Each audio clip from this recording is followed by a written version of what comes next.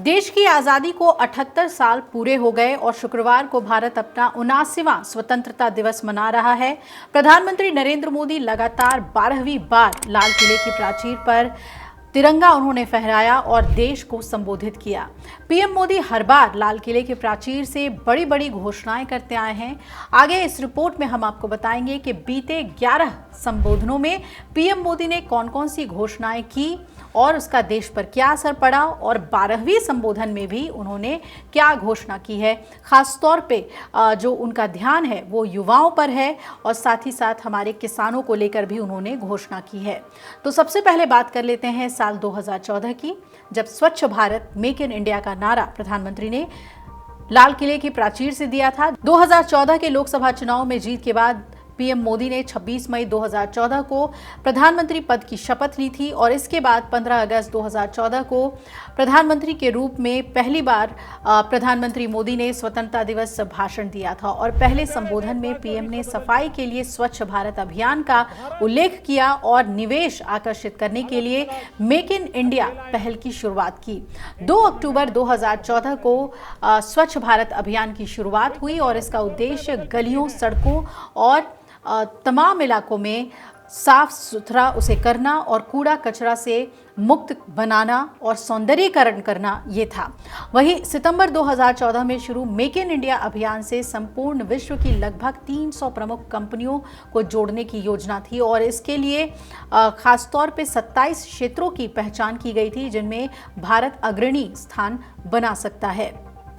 स्वच्छता अभियान की इस वक्त हम स्थिति देखें तो देश भर में कुल 761 जिलों में 5,87,546 गांव ODF प्लस घोषित हो चुके हैं। ODF प्लस गांव वैसे गांव हैं जिन्होंने ठोस या तरल अपशिष्ट प्रबंधन प्रणालियों को लागू करने के साथ साथ खुले में शौच से मुक्त वाली अपनी स्थिति को बना लिया है। और दूसरी ओर मेक इन इंडिया अभियान के चलते आज Bharat ease of doing business के मामले में विश्व में 63वीं रैंक पर आ गया है और शुरुआत में वित्त वर्ष 2014-15 में भारत में FDI प्रवाह 45.14 अरब डॉलर था, जो कि फाइनेंशियल ईयर 2023 से लेकर 2024 में बढ़कर 70.95 अरब डॉलर हुआ और 2024-25 में 81.04 अरब डॉलर पहुंच गया।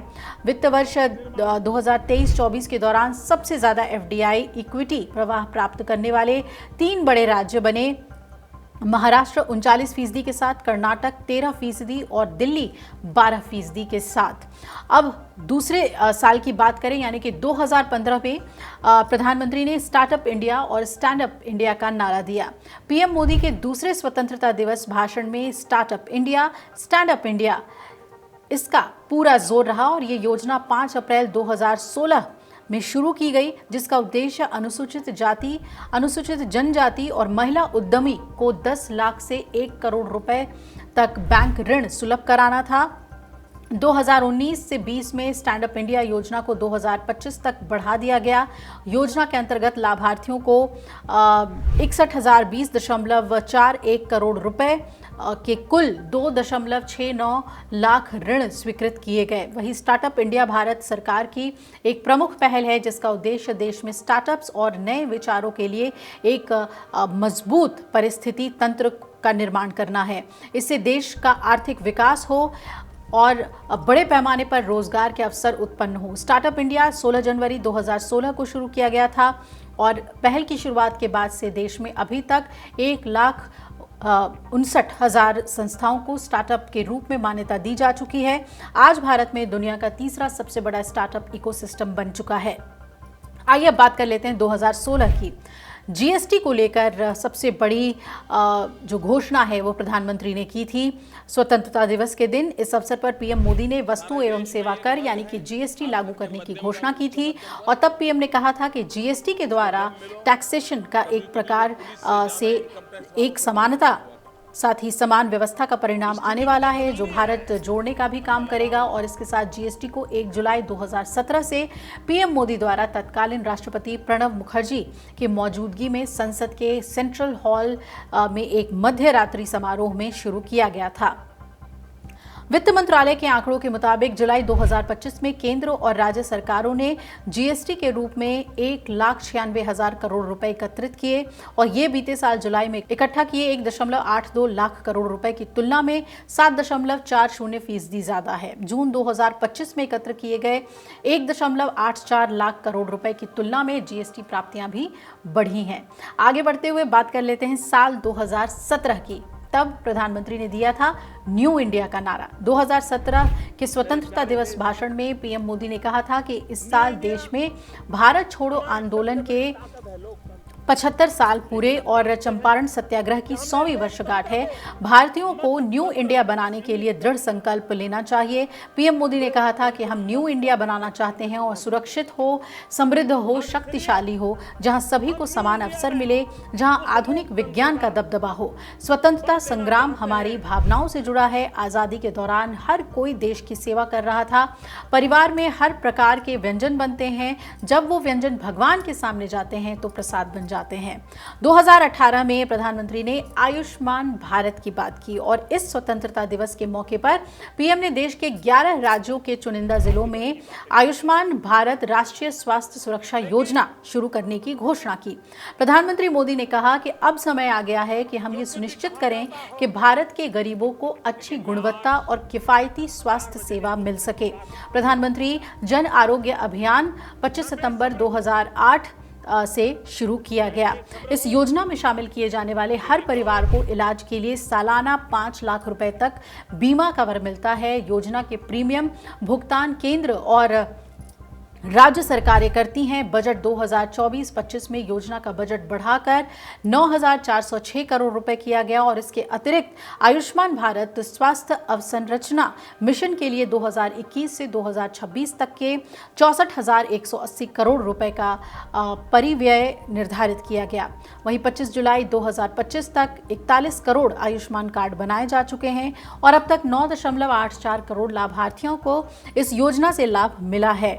इस वक्त योजना के तहत कुल 31,466 अस्पताल इसमें लिस्टेड हो चुके हैं। केंद्र सरकार ने कुछ समय पहले ही आयुष्मान योजना का दायरा बढ़ाया था और 70 साल से ऊपर के 6 करोड़ नागरिकों को भी इसमें शामिल कर लिया गया, जिसके जरिए 4.5 करोड़ परिवारों को अब इसका फायदा मिल रहा है।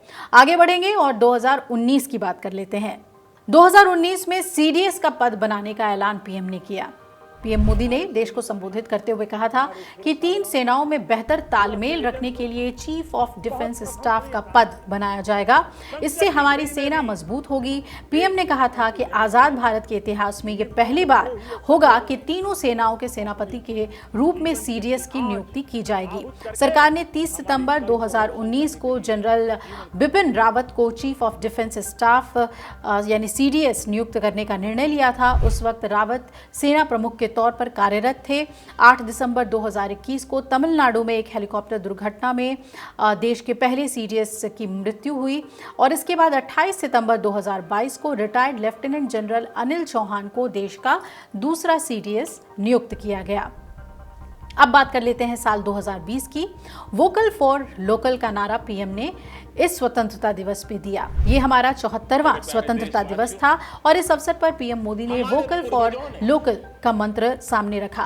पीएम ने तब कहा था कि आजाद भारत की मानसिकता वोकल फॉर लोकल होनी चाहिए। हमें अपने स्थानीय उत्पादों की सराहना करनी चाहिए। अगर हम ऐसा नहीं करेंगे तो हमारे उत्पादों को बेहतर करने का मौका नहीं मिलेगा और उन्हें प्रोत्साहन नहीं मिलेगा। केंद्र सरकार की माने तो वोकल फॉर लोकल अभियान की वजह से घरेलू उत्पादन को बढ़ाया जा रहा है और निर्यात में भी रिकॉर्ड वृद्धि आई है। सामान हो या फिर सेवा का क्षेत्र हो, देश का निर्यात 2024-25 में 820.93 अरब डॉलर के साथ ऑल टाइम हाई रहा और 2023-24 में ये आंकड़ा 778.13 अरब डॉलर पर था। यानी कि भारत के लिए बाहर ज्यादा से ज्यादा संभावनाएं बन रही हैं। 2021 की बात करें तब प्रधानमंत्री ने आजादी का अमृत महोत्सव इसका ऐलान किया था। 15 अगस्त 2021 को भारत की आज़ादी का 75वां स्वतंत्रता दिवस मनाया गया और इसके उपलक्ष्य में पीएम मोदी ने 75 हफ्ते तक आज़ादी का अमृत महोत्सव मनाने की घोषणा की थी लाल किले से। आज़ादी का अमृत महोत्सव की आधिकारिक यात्रा की शुरुआत 12 मार्च 2021 को हुई।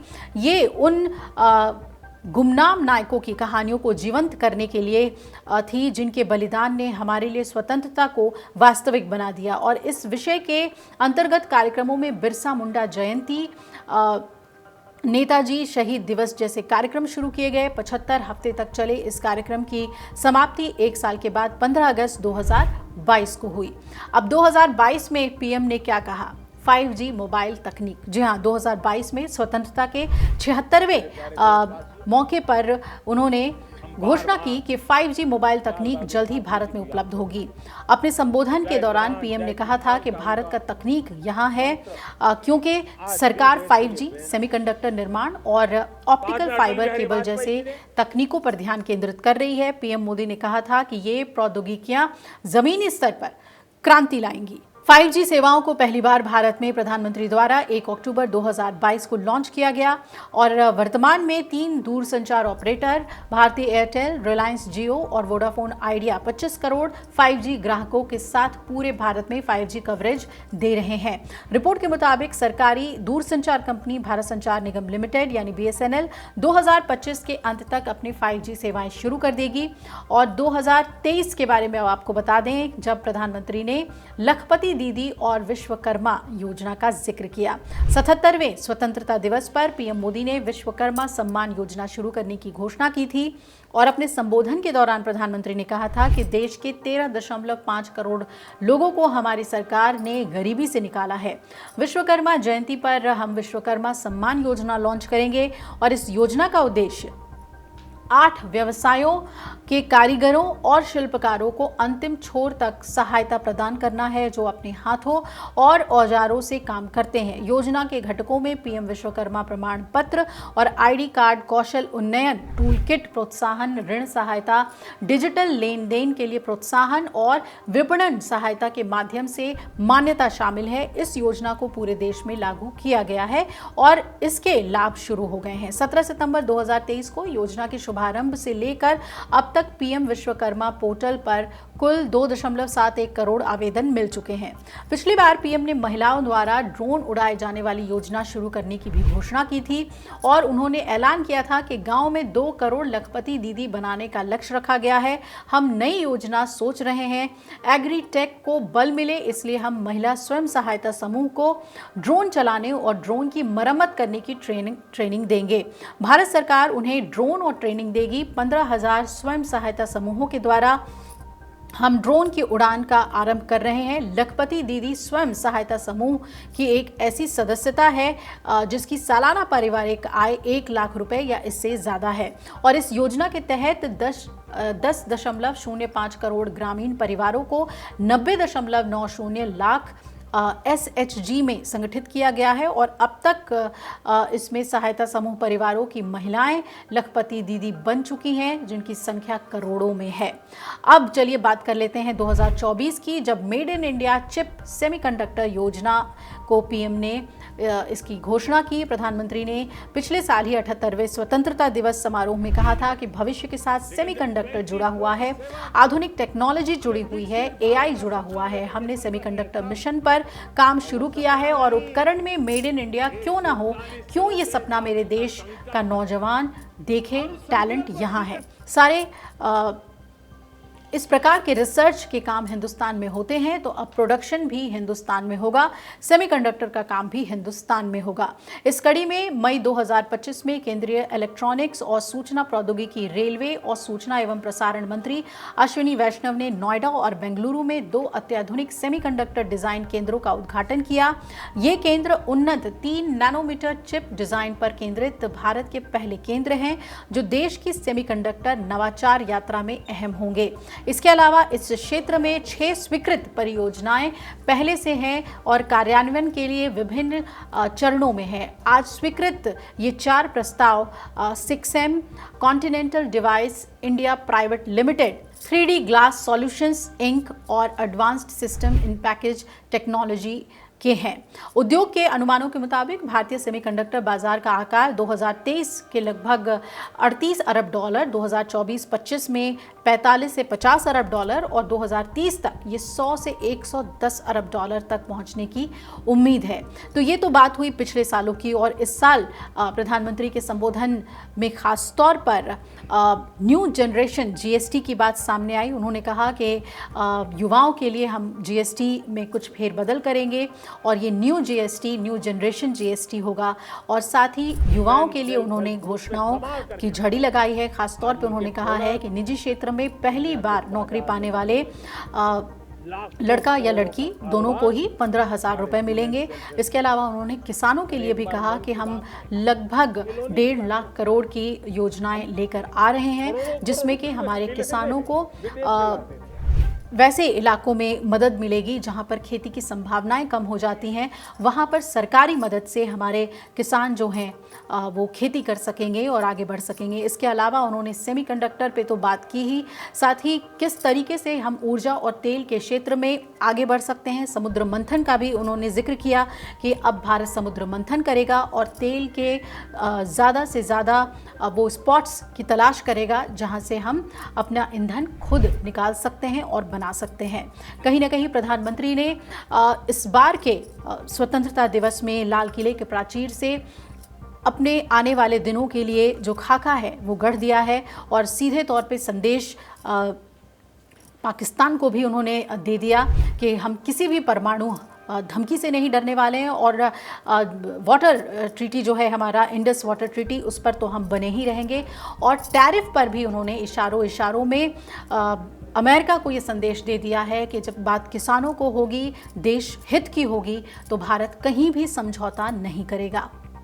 अगर आप ये वीडियो YouTube पर देख रहे हैं तो हमारे चैनल को सब्सक्राइब कर बेल आइकन दबाएं, और Facebook पर देख रहे हैं तो हमारे पेज को लाइक करें।